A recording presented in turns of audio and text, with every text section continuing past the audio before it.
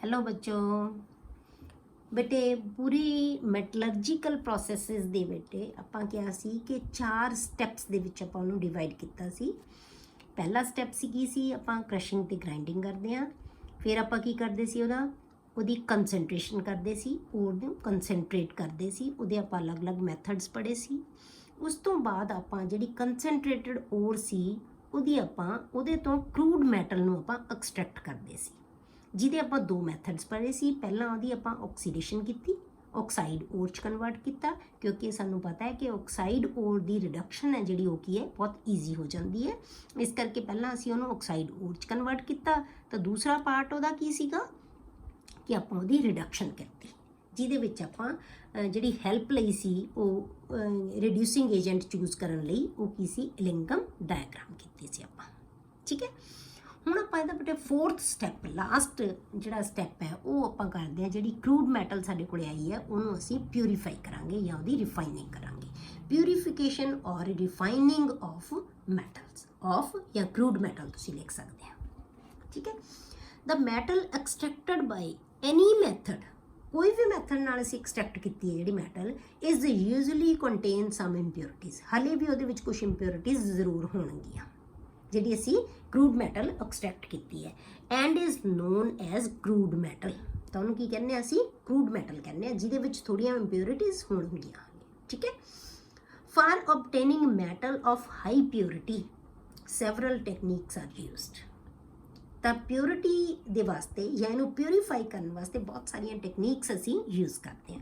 ਫਿਰ ਬੇਟੇ ਇਹ ਜਿਹੜੀਆਂ ਟੈਕਨੀਕਸ ਹੈ ਉਹ ਕਿਹਦੇ 'ਤੇ ਡਿਪੈਂਡ ਕਰਨਗੀਆਂ, ਉਹਨਾਂ ਦੀਆਂ ਪ੍ਰੋਪਰਟੀਜ਼ ਦੇ ਉੱਤੇ, ਕਿ ਇੰਪਿਓਰਿਟੀਜ਼ ਕਿਹੋ ਜਿਹੀਆਂ ਤੇ ਮੈਟਲ ਦੀਆਂ ਪ੍ਰੋਪਰਟੀਜ਼, ਦੋਨਾਂ ਦੀਆਂ ਪ੍ਰੋਪਰਟੀਜ਼ 'ਤੇ ਡਿਪੈਂਡ ਕਰਨਗੀਆਂ ਕਿ ਅਸੀਂ ਉਹਨੂੰ ਕਿਵੇਂ ਪਿਊਰੀਫਾਈ ਕਰ ਸਕਦੇ ਹਾਂ ਜਾਂ ਕਿਵੇਂ ਇੰਪਿਓਰਿਟੀਜ਼ ਨੂੰ ਰਿਮੂਵ ਕਰ ਸਕਦੇ ਹਾਂ, ਦੋਨਾਂ ਦੀਆਂ ਪ੍ਰੋਪਰਟੀਜ਼ ਨੂੰ ਮੈਚ ਕਰਕੇ। ਠੀਕ ਹੈ, ਜਾਂ ਦੋਨਾਂ ਦੀਆਂ ਪ੍ਰੋਪਰਟੀਜ਼ ਨੂੰ ਦੇਖ ਕੇ। ਤਾਂ ਜਿਹੜੇ ਮੈਥਡਸ ਹੈ ਜਿਹੜੇ ਪਿਊਰੀਫਿਕੇਸ਼ਨ ਦੇ ਬੇਟੇ, ਉਹ ਸਾਡੇ ਕੋਲ ਹੈ ਡਿਸਟੀਲੇਸ਼ਨ ਹੈ, ਲਿਕੁਏਸ਼ਨ ਹੈ, ਇਲੈਕਟ੍ਰੋਲਿਟਿਕ ਰਿਫਾਈਨਿੰਗ ਹੈ, ਜ਼ੋਨ ਰਿਫਾਈਨਿੰਗ ਹੈ, and vapour phase refining, chromatographic method. 6 method ਹੈ ਜਿਨ੍ਹਾਂ ਦੇ ਨਾਲ ਆਪਾਂ ਪਿਊਰੀਫਿਕੇਸ਼ਨ ਕਰਦੇ ਹਾਂ। ਠੀਕ ਹੈ, ਕਿਸੇ ਵੀ ਕਰੂਡ ਮੈਟਲ ਨੂੰ ਅਸੀਂ ਪਿਊਰੀਫਾਈ ਕਰ ਸਕਦੇ ਹਾਂ। ਇਹਨਾਂ ਨੂੰ ਆਪਾਂ 1 ਬਾਈ 1 ਬੇਟੇ ਡਿਸਕਸ ਕਰਾਂਗੇ। ਠੀਕ ਹੈ, ਪਹਿਲਾ ਜਿਹੜਾ ਮੈਥਡ ਲੈਂਦੇ ਹਾਂ ਆਪਾਂ ਉਹ ਕੀ ਹੈ, ਡਿਸਟੀਲੇਸ਼ਨ। ਤਾਂ ਡਿਸਟੀਲੇਸ਼ਨ ਤੁਸੀਂ ਪੜ੍ਹਿਆ ਹੋਇਆ, ਡਿਸਟੀਲੇਸ਼ਨ ਕੀ ਹੁੰਦੀ ਹੈ। ਡਿਸਟੀਲੇਸ਼ਨ ਦਾ ਮਤਲਬ ਕੀ ਹੁੰਦਾ ਬੇਟੇ, ਕਿਸੇ ਚੀਜ਼ ਦੇ ਅਸੀਂ ਵੇਪਰਸ ਬਣਾਤੇ ਤੇ ਵੇਪਰਸ ਨੂੰ ਅਸੀਂ ਕੰਡੈਂਸ ਕਰ ਲਿਆ। ਤਾਂ ਜਦੋਂ ਕੋਈ ਚੀਜ਼ ਕੰਡੈਂਸ ਕਰਦੇ ਹਾਂ ਅਸੀਂ ਉਹਦੇ ਵੇਪਰਸ ਤੋਂ, ਉਹ ਹਮੇਸ਼ਾ ਕੀ ਹੁੰਦੀ ਹੈ, ਪਿਊਰੀਫਾਈਡ ਹੁੰਦੀ ਹੈ, ਉਹ ਪਿਓਰ ਹੁੰਦੀ ਹੈ। ਠੀਕ ਹੈ, useful for low boiling metals. ਹੁਣ ਇਹ ਲੋ ਬੋਇਲਿੰਗ ਮੈਟਲਸ ਲਈ ਯੂਜ਼ਫੁਲ ਹੁੰਦਾ ਇਹ ਮੈਥਡ, ਕਿਉਂਕਿ ਜੇ ਸਾਨੂੰ ਗਰਮ ਕਰਨ ਲਈ ਬਹੁਤ ਜ਼ਿਆਦਾ એનર્ਜੀ ਦੇਣੀ ਪੈਗੀ, ਫਿਰ ਉਹ ਮੈਥਡ ਯੂਜ਼ਫੁਲ ਥੋੜਾ ਨਾ ਹੋਏਗਾ। ਯੂਜ਼ਫੁਲ ਕਿਹਦਾ ਹੋਏਗਾ, ਜਿਹੜੀਆਂ ਬਹੁਤ ਘੱਟ ਟੈਂਪਰੇਚਰ ਤੇ ਬੋਇਲ ਹੋਣ ਲੱਗ ਜਾਂਦੀਆਂ, ਜਿਹਦੇ ਵੈਪਰਸ ਬਣਨਗੇ, ਕਿਉਂਕਿ ਵੈਪਰਸ ਨੂੰ ਹੀ ਅਸੀਂ ਕੰਡੈਂਸ ਕਰਨਾ ਹੈ। ਤਾਂ ਜੇ ਬੋਇਲ ਹੋਏਗੀ ਚੀਜ਼ ਤਾਂ ਹੀ ਉਹਦੇ ਵੈਪਰਸ ਬਣਨਗੇ। ਠੀਕ ਹੈ, ਤਾਂ useful for low boiling metals like zinc and mercury. ਇਹਨਾਂ ਦੇ ਬੋਇਲਿੰਗ ਪੁਆਇੰਟ ਆ ਜਿਹੜੇ ਬਹੁਤ ਘੱਟ ਹੁੰਦੇ ਬੇਟੇ, ਤੇ ਇਹਨਾਂ ਦੀ ਪਿਊਰੀਫਿਕੇਸ਼ਨ ਵਾਸਤੇ ਅਸੀਂ ਇਸ ਮੈਥਡ ਨੂੰ ਯੂਜ਼ ਕਰ ਸਕਦੇ ਹਾਂ। ਠੀਕ ਹੈ, the impure metal is heated ਇਨ ਅ ਰਿਟੋਰਟ। ਆਪਾਂ ਹੀਟ ਕਰਦੇ ਹਾਂ ਰਿਟੋਰਟ ਦੇ ਵਿੱਚ ਇੰਪਿਓਰ ਮੈਟਲ ਨੂੰ, ਉਹਦੇ ਵੈਪਰਸ ਬਣ ਜਾਣਗੇ। ਵੈਪਰਸ ਬਣਨਗੇ ਤਾਂ ਇੱਕ ਅਸੀਂ ਰਿਸੀਵਰ ਰੱਖ ਲਾਂਗੇ, ਉਤੋਂ ਇੱਕ ਜਿਹੜੀ ਸਾਈਡ ਜਿਹੜੀ ਆਪਾਂ ਕੰਡੈਂਸਰ ਲਗਾਇਆ ਹੁੰਦਾ ਹੈ। ਕੰਡੈਂਸਰ ਕੀ ਹੁੰਦਾ ਬੇਟੇ, ਇੱਕ ਪਾਈਪ ਹੈ, ਉਹਦੇ ਬਾਹਰ ਅਸੀਂ ਇੱਕ ਹੋਰ ਪਾਈਪ ਹੁੰਦੀ ਹੈ ਜਿਹਦੇ ਵਿੱਚ ਲਗਾਤਾਰ ਪਾਣੀ ਜਾਈ ਜਾਂਦਾ ਹੈ, ਜਿਹੜਾ ਕਿ ਉਹਨਾਂ ਵੈਪਰਸ ਨੂੰ, ਜਦੋਂ ਉਸ ਪਾਈਪ ਦੇ ਵਿੱਚੋਂ ਦੀ ਵੈਪਰਸ ਲੰਘਣਗੇ ਤਾਂ ਉਹ ਵੈਪਰਸ ਨੂੰ ਕੀ ਕਰੇਗਾ, ਕੰਡੈਂਸ ਕਰਦਾ ਜਾਏਗਾ, ਉਹਨਾਂ ਨੂੰ ਠੰਡਾ ਕਰਦੇ ਜਾਏਗਾ, ਤਾਂ ਉਹ ਲਿਕੁਇਡ ਫਾਰਮ 'ਚ ਕਨਵਰਟ ਹੋ ਜਾਣਗੇ। ਤਾਂ ਲਿਕੁਇਡ ਨੂੰ ਅਸੀਂ ਅਲੱਗ ਕੰਟੇਨਰ ਦੇ ਵਿੱਚ ਕਲੈਕਟ ਕਰਦੇ ਜਾਵਾਂਗੇ। ਦ ਵੈਪਰਸ ਆਰ ਕੰਡੈਂਸਡ। ਠੀਕ ਹੈ, ਦ pure metal is collected as ਡਿਸਟੀਲੇਟ। ਤਾਂ ਉਹਨੂੰ ਅਸੀਂ ਡਿਸਟੀਲੇਟ ਕਹਿੰਦੇ ਹਾਂ, ਜਿਹੜਾ ਸਾਡੇ ਕੋਲੇ ਜਿਹੜੇ ਕੰਡੈਂਸ ਨੂੰ ਜਿਹੜਾ ਅਸੀਂ ਵੈਪਰਸ ਨੂੰ ਠੰਡਾ ਕੀਤਾ ਹੈ। ਠੀਕ ਹੈ, ਜਿਹੜੇ ਕੰਡੈਂਸ ਕੀਤੇ ਆ ਨਾ ਵੈਪਰਸ, ਉਹਨਾਂ ਨੂੰ ਅਸੀਂ ਡਿਸਟੀਲੇਟ ਕਹਿੰਦੇ ਹਾਂ। ਜਿਵੇਂ ਆਪਾਂ ਕੋਈ ਖਾਣਾ ਪਕਾ ਰਹੇ ਹਾਂ ਤਾਂ ਉੱਪਰ ਕੀ ਅਸੀਂ ਲਿਡ ਰੱਖੀ ਹੋਈ ਹੈ, ਤਾਂ ਪਾਣੀ ਦੇ ਵੈਪਰਸ ਬਣ ਰਹੇ ਹੈ। ਵੈਪਰਸ ਹੈ ਜਿਹੜੇ ਉਹ ਕੀ ਹੈ, ਲਿਡ ਦੇ ਨਾਲ ਟਕਰਾ ਰਹੇ ਹੈ। ਉਹ ਜਦੋਂ ਅਸੀਂ, ਕਿਉਂਕਿ ਬਾਹਰ ਟੈਂਪਰੇਚਰ ਘੱਟ ਹੈ, ਜਦੋਂ ਉਹਦੇ ਲਿਡ ਦੇ ਨਾਲ ਟਕਰਾਉਂਦੇ ਆ ਬੇਟੇ ਤਾਂ ਕੀ ਹੋ ਜਾਂਦੇ ਆ, ਠੰਡੇ ਹੋ ਜਾਂਦੇ ਆ। ਤਾਂ ਮਤਲਬ ਉਹ ਵੈਪਰਸ ਨਾਲ ਦੀ ਨਾਲ ਕੰਡੈਂਸ ਹੋਈ ਜਾ ਰਹੀ ਹੈ। ਠੀਕ ਹੈ, ਇਹਨੂੰ ਅਸੀਂ ਕੰਡੈਂਸੇਸ਼ਨ ਕਹਿੰਦੇ ਹਾਂ। ਕਲੀਅਰ, ਤਾਂ ਇਹ ਪਹਿਲਾ ਮੈਥਡ ਆ ਗਿਆ ਤੁਹਾਡੇ ਕੋਲ ਡਿਸਟੀਲੇਸ਼ਨ ਦਾ। ਦੂਸਰਾ ਜਿਹੜਾ ਮੈਥਡ ਹੈ ਬੇਟੇ ਉਹ ਹੈ ਲਿਕੁਏਸ਼ਨ। ਹੁਣ ਇਹ ਲਿਕੁਏਸ਼ਨ ਮੈਥਡ ਕਿੰਨਾ ਵਾਸਤੇ ਯੂਜ਼ਫੁਲ ਹੋਏਗਾ? ਜਿਨ੍ਹਾਂ ਦਾ ਮੈਲਟਿੰਗ ਪੁਆਇੰਟ ਘੱਟ ਹੋਏਗਾ, ਮੈਲਟ ਛੇਤੀ ਹੋ ਜਾਣਗੀਆਂ ਜਿਹੜੀਆਂ ਮੈਟਲਸ, ਠੀਕ ਹੈ। Useful for metals having low melting points, ਉਹ ਬੋਇਲਿੰਗ ਪੁਆਇੰਟ ਜਿਨ੍ਹਾਂ ਦਾ ਘੱਟ ਹੋਏਗਾ, ਇਹ ਜਿਨ੍ਹਾਂ ਦਾ ਮੈਲਟਿੰਗ ਪੁਆਇੰਟ ਘੱਟ ਹੋਏਗਾ, ਠੀਕ ਹੈ। ਲਾਈਕ ਟਿਨ, ਲੈਡ, ਇਹਨਾਂ ਦੇ ਮੈਲਟਿੰਗ ਪੁਆਇੰਟ ਕੀ ਹੁੰਦੇ? ਘੱਟ ਹੁੰਦੇ ਹਨ ਮੈਟਲਸ ਦੇ। The impure metal is made to flow on a sloping surface. Sloping ਸਮਝਦੇ ਹੋ? ਟੇਢਾ ਜਿਹੜਾ ਆਪਾਂ ਜਿਵੇਂ ਇੱਕ ਹੱਥ ਰੱਖਦੀ, ਠੀਕ ਹੈ। Made to flow on a sloping surface by gentle heating, ਤੇ ਉਹਨੂੰ ਥੋੜਾ ਗਰਮ ਕਰਦੇ ਆ, ਮਤਲਬ ਕਿ ਸਾਨੂੰ ਪਤਾ ਹੋਵੇ ਕਿ ਇੰਨੇ ਮੈਲਟ ਤੱਕ ਹੋ ਜਾਂਦੀ ਹੈ, ਬਸ ਉਸ ਤੋਂ ਟੈਂਪਰੇਚਰ ਨੂੰ ਅਸੀਂ ਵਧਾਉਣਾ ਨਹੀਂ ਤਾਂ ਫਿਰ ਇੰਪਿਓਰਿਟੀਜ਼ ਵੀ ਹੋਣ ਲੱਗ ਜਾਣਗੀਆਂ ਨਾ, ਬਸ ਉਹਨਾਂ ਕੁ ਉਹਨੂੰ ਜੈਂਟਲੀ ਹੀਟ ਕਰਨਾ ਹੈ। And the pure metal collected at the bottom, ਤਾਂ ਜਦੋਂ ਕਿਉਂਕਿ ਉਹ ਪਿਘਲ ਜਾਏਗੀ, ਕਿਉਂਕਿ ਉਹਦਾ ਮੈਲਟਿੰਗ ਪੁਆਇੰਟ ਕੀ ਹੈ? ਲੋ ਹੈ, ਤਾਂ ਉਹ ਪਿਘਲ ਜਾਏਗੀ। ਪਿਘਲ ਕੇ ਕਿਉਂਕਿ ਸਾਡਾ ਸਲੋਪ ਹੈ, ਜਿਹੜਾ ਸਾਡਾ ਸਰਫੇਸ ਆ ਉਹ ਕੀ ਹੈ? ਸਲੋਪਿੰਗ ਹੈ, ਤਾਂ ਨਾਲ ਦੀ ਨਾਲ ਵਹਿਣਾ ਸ਼ੁਰੂ ਹੋ ਜਾਏਗੀ। ਨੀਚੇ ਅਸੀਂ ਇੱਕ ਰਿਸੀਵਰ ਰੱਖਾਂਗੇ, ਉਹਦੇ ਵਿੱਚ ਮੈਟਲ ਨੂੰ ਕਲੈਕਟ ਕਰਦੇ ਜਾਵਾਂਗੇ, ਤੇ ਇੰਪਿਓਰਿਟੀਜ਼ ਹੈ ਜਿਹੜੀਆਂ ਉਹ ਕੀ ਹੈ? ਜਿਨ੍ਹਾਂ ਦਾ ਮੈਲਟਿੰਗ ਪੁਆਇੰਟ ਜ਼ਿਆਦਾ ਹੋਏਗਾ ਉਹ ਉੱਪਰ ਹੀ ਰਹਿ ਜਾਣਗੀਆਂ, ਉਹ ਮੈਲਟ ਹੋਣਗੀਆਂ ਹੀ ਨਹੀਂ। ਸਿਰਫ ਉਹ ਚੀਜ਼ ਮੈਲਟ ਹੋਏਗੀ ਜਿਹਦਾ ਜਿਹੜਾ ਪੁਆਇੰਟ ਹੈ ਮੈਲਟਿੰਗ ਪੁਆਇੰਟ ਘੱਟ ਹੋਏਗਾ। ਇਹਨੂੰ ਅਸੀਂ ਕਹਿੰਦੇ ਹਾਂ ਲਿਕੁਏਸ਼ਨ। ਤਾਂ ਇਹ ਸਾਡੇ ਕੋਲੇ ਪਿਓਰ ਮੈਟਲ ਹੈ ਜਿਹੜੀ ਉਹ ਆ ਜਾਏਗੀ। ਉਸ ਤੋਂ ਬਾਅਦ ਆਪਾਂ ਕਰਦੇ ਹਾਂ ਬੇਟੇ ਇਲੈਕਟ੍ਰੋਲਿਟਿਕ ਰਿਫਾਈਨਿੰਗ। ਇਲੈਕਟ੍ਰੋਲਿਟਿਕ ਰਿਫਾਈਨਿੰਗ ਜੇ ਤੁਹਾਨੂੰ ਯਾਦ ਹੋਵੇ ਬੇਟੇ, ਆਪਾਂ +1 ਦੇ ਵਿੱਚ ਵੀ ਇਹ ਕੀਤਾ ਸੀ, ਤੇ +2 ਦੇ ਵਿੱਚ ਵੀ ਆਪਾਂ ਜਿਹੜਾ ਇਲੈਕਟ੍ਰੋਕੈਮਿਸਟਰੀ ਕੀਤੀ ਹੈ ਉਹਦੇ ਵਿੱਚ ਵੀ ਆਪਾਂ ਪੜ੍ਹਿਆ, ਇਲੈਕਟ੍ਰੋਲਿਸਿਸ ਕੀਤੀ ਸੀ ਆਪਾਂ, ਕਿ ਇਲੈਕਟ੍ਰੋਲਿਸਿਸ ਆਪਾਂ ਜਿਹੜੇ ਐਕਟਿਵ ਇਲੈਕਟ੍ਰੋਡ ਲੈ ਕੇ ਵੀ ਕਰ ਸਕਦੇ ਹਾਂ, ਕੀਤਾ ਸੀ ਨਾ। ਆਪਾਂ ਕਾਪਰ ਸਲਫੇਟ ਦੀ ਆਪਾਂ ਡਿਸਕਸ ਕੀਤੀ ਸੀ ਬਹੁਤ ਡਿਟੇਲ ਦੇ ਵਿੱਚ ਇਲੈਕਟ੍ਰੋਲਿਸਿਸ, ਠੀਕ ਹੈ।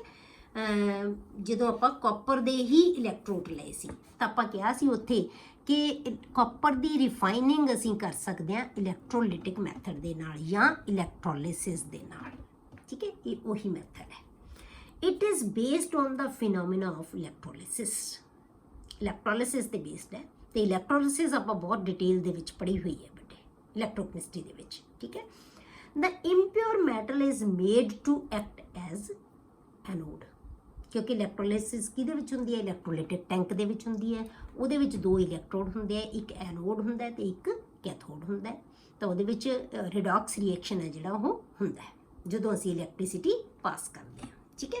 ਤਾਂ ਕੀ ਕਰਾਂਗੇ ਆਪਾਂ? ਐਨੋਡ ਹੈ ਜਿਹੜਾ ਉਹਨੂੰ ਕੀ ਬਣਾ ਦਾਂਗੇ ਬੇਟੇ? ਇੰਪਿਓਰ, ਇੰਪਿਓਰ ਜਿਹਨੂੰ ਅਸੀਂ ਪਿਓਰ ਕਰਨਾ ਹੈ ਮੈਟਲ ਨੂੰ, ਉਹਦਾ ਅਸੀਂ ਐਨੋਡ ਬਣਾ ਦਾਂਗੇ। ਤੇ ਇੱਕ ਪਤਲੀ ਜੀ ਸਟ੍ਰਿਪ ਜਾਂ ਇੱਕ ਜਿਹੜਾ ਆਪਾਂ ਬਣਾਵਾਂਗੇ ਉਹਨੂੰ ਪਿਓਰ ਦਾ, ਉਸੇ ਮੈਟਲ ਦਾ ਜਿਹਨੂੰ ਅਸੀਂ ਪਿਊਰੀਫਾਈ ਕਰਨਾ ਹੈ, ਉਸੇ ਮੈਟਲ ਦੀ ਇੱਕ ਪਤਲੀ ਜੀ ਸਟ੍ਰਿਪ ਲੈ ਕੇ ਉਹਨੂੰ ਅਸੀਂ ਉਹਦਾ ਕੈਥੋਡ ਬਣਾ ਲਾਂਗੇ। A strip of same metal in the pure form is used as cathode. ਮਤਲਬ ਐਨੋਡ ਨੂੰ ਅਸੀਂ ਇੰਪਿਓਰ ਬਣਾਵਾਂਗੇ, ਇਹ ਮੋਟਾ ਰੋਡ ਬਣਾਵਾਂਗੇ ਕਿਉਂਕਿ ਅਸੀਂ ਪਿਊਰੀਫਾਈ ਕਰਨਾ ਇਹਨੂੰ, ਤੇ ਕੈਥੋਡ ਦਾ ਅਸੀਂ ਪਤਲੀ ਜੀ ਸਟ੍ਰਿਪ ਹੈ ਕਿਉਂਕਿ ਇਹਦੇ ਉੱਤੇ ਡਿਪੋਜ਼ਿਟ ਹੋਏਗੀ ਪਿਓਰ ਮੈਟਲ ਹੋਰ। Both are put in a suitable electrolytic bath containing soluble salt of the same metal. ਜਿਵੇਂ ਆਪਾਂ ਕਾਪਰ ਦੀ ਪਿਊਰੀਫਿਕੇਸ਼ਨ ਕਰਨੀ ਹੈ ਤਾਂ ਕਾਪਰ ਸਲਫੇਟ ਸੋਲੂਸ਼ਨ ਲੈ ਲਾਂਗੇ, ਜਾਂ ਮਤਲਬ ਕਾਪਰ ਦਾ ਕੋਈ ਵੀ ਸੋਲੂਬਲ ਸਾਲਟ ਲੈ ਲਾਂਗੇ। ਜੇ ਅਸੀਂ ਜ਼ਿੰਕ ਦੀ ਰਿਫਾਈਨਿੰਗ ਕਰਨੀ ਹੈ ਤਾਂ ਆਪਾਂ ਜ਼ਿੰਕ ਦਾ ਸੋਲੂਸ਼ਨ ਲੈ ਲਾਂਗੇ, ਠੀਕ ਹੈ। ਇਸੇ ਤਰ੍ਹਾਂ ਉਸੇ ਮੈਟਲ ਦਾ ਸੋਲੂਸ਼ਨ ਸੋਲੂਬਲ ਸਾਲਟ ਲਾ ਲਾਂਗੇ ਆਪਾਂ। ਔਨ ਪਾਸਿੰਗ ਕਰੰਟ, ਜਦੋਂ ਅਸੀਂ ਕਰੰਟ ਪਾਸ ਕਰਾਂਗੇ, ਇਲੈਕਟ੍ਰੋਲਿਸਿਸ ਤਾਂ ਤੁਸੀਂ ਪੜ੍ਹੀ ਹੋਈ ਹੈ, ਇਹਦੇ 'ਚ ਵਾਸਤੇ ਤੁਹਾਡੀ ਕੋਈ ਨਵੀਂ ਚੀਜ਼ ਨਹੀਂ ਹੈ ਤੁਹਾਡੇ ਲਈ, ਠੀਕ ਹੈ। On passing current the metal from the anode goes into solution as ions. ਮਤਲਬ ਐਨੋਡ ਕਿਹੜਾ ਸੀ ਸਾਡਾ ਬੇਟੇ? ਇੰਪਿਓਰ ਮੈਟਲ ਦਾ। ਇਹਦੇ ਵਿੱਚੋਂ ਇਹ ਖੁਰ ਕੇ ਆਇਨ ਬਣ ਕੇ ਸੋਲਿਊਸ਼ਨ ਦੇ ਵਿੱਚ ਜਾਈ ਜਾਏਗਾ। ਮਤਲਬ ਕਾਪਰ ਮੈਟਲ ਇਲੈਕਟ੍ਰੋਨ ਲੂਜ਼ ਕਰੀ ਜਾਏਗੀ, ਇਲੈਕਟ੍ਰੋਨ ਲੂਜ਼ ਕਰਕੇ ਕਾਪਰ ਆਇਨਸ ਦੀ ਫਾਰਮ ਦੇ ਵਿੱਚ ਸੋਲਿਊਸ਼ਨ ਦੇ ਵਿੱਚ ਬਣੀ ਜਾਏਗੀ, ਕਿਉਂਕਿ ਪਹਿਲਾਂ ਵੀ ਉੱਥੇ ਕਾਪਰ ਸਲਫੇਟ ਦੇ ਸੋਲਿਊਸ਼ਨ ਹੈ। ਫਿਰ ਇਹ ਕਾਪਰ ਆਇਨਸ ਕਿੱਧਰ ਨੂੰ ਜਾਣਗੇ ਬੇਟੇ? ਕੈਥੋਡ ਵੱਲ ਨੂੰ। ਉੱਥੇ ਜਾ ਕੇ ਇਲੈਕਟ੍ਰੋਨ ਗੇਨ ਕਰ ਲੈਣਗੇ, ਗੇਨ ਕਰਕੇ ਕਾਪਰ ਕੈਥੋਡ ਦੇ ਉੱਤੇ ਡਿਪੋਜ਼ਿਟ ਹੋ ਜਾਣਗੇ। ਇਲੈਕਟ੍ਰੋਲਿਸਿਸ ਦੀ ਪ੍ਰੋਸੈਸ ਉਹੀ ਪੂਰੀ ਹੋਏਗੀ, ਠੀਕ ਹੈ। The metal from the anode goes into solution as ions due to oxidation. ਉਹਦੀ ਆਕਸੀਡੇਸ਼ਨ ਹੋ ਗਈ ਕਿਉਂਕਿ ਐਨੋਡ ਦੇ ਸਾਨੂੰ ਪਤਾ ਹੈ ਹਮੇਸ਼ਾ ਆਕਸੀਡੇਸ਼ਨ ਹੁੰਦੀ ਹੈ, ਇਲੈਕਟ੍ਰੋਨ ਦਾ ਲਾਸ ਹੁੰਦਾ ਹੈ। While pure metal gets deposited at cathode due to reduction of metal ions. ਹੁਣ ਸੋਲਿਊਸ਼ਨ ਦੇ ਵਿੱਚੋਂ ਇਲੈਕਟ੍ਰੋਨ ਗੇਨ ਕਰ ਲੈਣਗੇ, ਇਲੈਕਟ੍ਰੋਨ ਆਇਨਸ ਹੈ ਜਿਹੜੇ ਇਲੈਕਟ੍ਰੋਨ ਗੇਨ ਕਰ ਲੈਣਗੇ, ਗੇਨ ਕਰਕੇ ਮੈਟਲ ਦੀ ਫਾਰਮ 'ਚ ਆ ਗਏ। ਮੈਟਲ ਕਿੱਥੇ ਡਿਪੋਜ਼ਿਟ ਹੋਏਗੀ? ਕੈਥੋਡ ਦੇ ਉੱਤੇ। Clear? The impurities settle down below the anode. ਜਿਹੜੀਆਂ ਇੰਪਿਓਰਿਟੀ, ਕਿਉਂਕਿ ਜਿਹੜਾ ਬੇਟੇ ਐਨੋਡ ਹੈ ਨਾ ਉਹਦੇ ਵਿੱਚੋਂ ਜਦੋਂ ਮੈਟਲ ਤਾਂ ਖੁਰ ਗਈ, ਆਇਨ ਬਣ ਗਿਆ ਗਿਆ, ਤੇ ਇੰਪਿਓਰਿਟੀਜ਼ ਹੈ ਜਿਹੜੀਆਂ ਉਹ ਥੱਲੇ ਬੈਠੀ ਜਾਣਗੀਆਂ। ਦ ਇੰਪਿਓਰਿਟੀਜ਼ ਸੈਟਲ ਡਾਊਨ ਬਿਲੋ ਦ ਐਨੋਡ ਐਜ਼ ਐਨੋਡ ਮੱਡ। ਉਹਨੂੰ ਅਸੀਂ ਕੀ ਕਹਿੰਦੇ ਆ? Anode mud. ਐਨੋਡ ਮੱਡ ਅਸੀਂ ਕਹਿੰਦੇ ਆ ਬੇਟੇ ਜਿਹੜੀ ਤੁਹਾਡੇ ਕੋਲੇ ਜਿਹੜੀਆਂ ਇੰਪਿਓਰਿਟੀਜ਼ ਆਉਂਦੀਆਂ। ਜੇ ਆਪਾਂ ਇਲੈਕਟ੍ਰੋਲਿਸਿਸ ਸ਼ੋ ਕਰਦੇ ਆ ਤਾਂ ਇਲੈਕਟ੍ਰੋਲਿਸਿਸ ਸ਼ੋ ਕਰਾਂਗੇ ਆਪਾਂ ਤਾਂ ਕੀ ਹੋਏਗਾ? ਉਹਦੇ ਵਿੱਚੋਂ ਜਿਹੜੀਆਂ ਇੰਪਿਓਰਿਟੀਜ਼ ਆ ਉਹ ਸੈਟਲ ਡਾਊਨ ਹੋ ਜਾਂਦੀਆਂ।